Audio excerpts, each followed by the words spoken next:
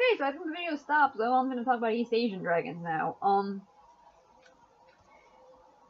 Not sure how much of it is on the last video. I'm still working out a lot of bugs. So, East Asian dragons, you have the Chinese dragon, which is the long, the Japanese dragon, which is the Ryu, or the Tatsu. Tatsu is like the old word for them, and Ryu seems to be like the Japanese version of long.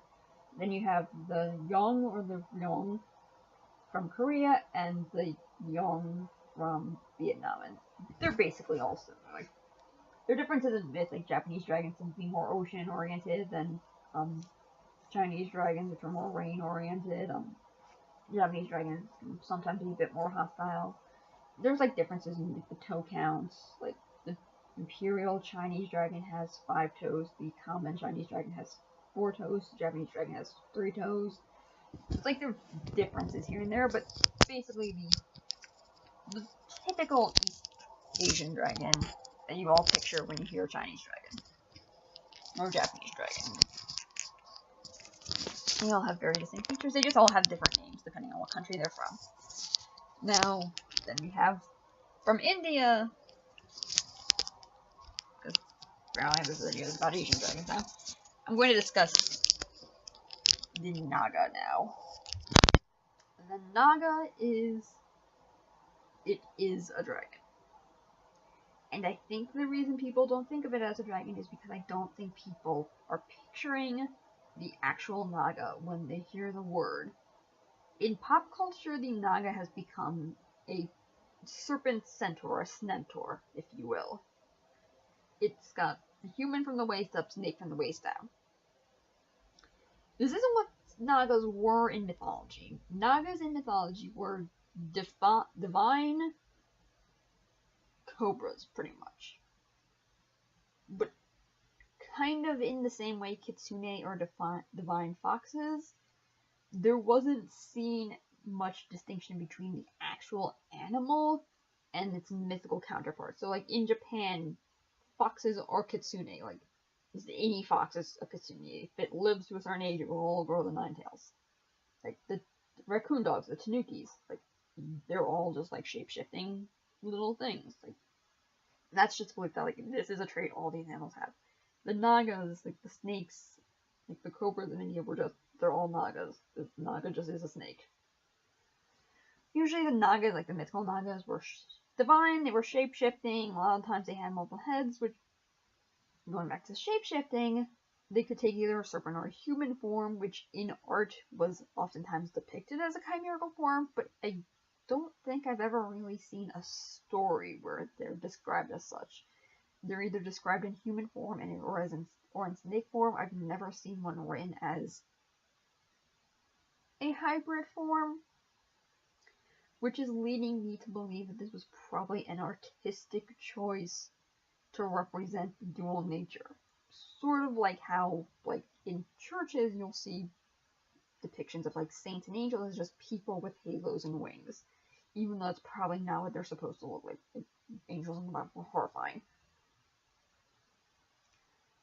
So, essentially, something I want to add to the last video, since everything got cut up and messed up. A Hydra is either specifically Bulgarian Hydra from mythology, or it can also be co-opted into a term for any polycephalic dragon. Back to the Naga. I bring that because Nagas are often depicted with a lot of heads, so technically they're Hydra.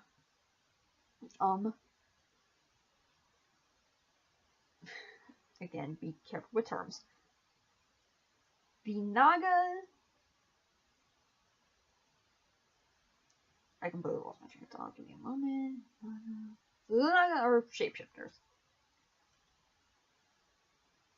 No, okay. So the reason why I say Nagas are dragons, and this was something someone like accused me of, like, I've gone too far with equating Nagas to dragons. Here's the thing. I didn't do it. I'm not the first person to equate Nagas with dragons. Nagas originate in India and Hinduism, but when Buddhism originated and left India and moved to other East Asian countries, they brought the Naga with them, and all those other countries looked at the Naga and were just like, oh yeah, we have those too, we call them dragons. only not dragon, whatever their native term. Like, oh, we have this, we call them Long, or we call them Rio, or something. The Naga, as it moved to like China and Japan, got equated with the myths of the native dragon. So you have cases of like, because basically they're both like water associated serpents, so people are just like, oh, they're basically the same thing. So you have cases where like things that are a Naga in one story will become like the Dragon King in another. You have the Garuda bird, which is the enemy of the Naga becoming the enemy of the dragons. Like, I'm not the first person to make this association. The native people made this association, which is why I'm calling them dragons to me. Alright. So, because this is basically one video cut into 2 pieces, I'm going to end it here. Leave like a comment saying what you think I should talk about next, if you think I should go into more depth about things. I'm going to try and post once a week. I make no promises, and like once I get into the groove of things, I may start posting more than once a week. I may start having like a series of videos.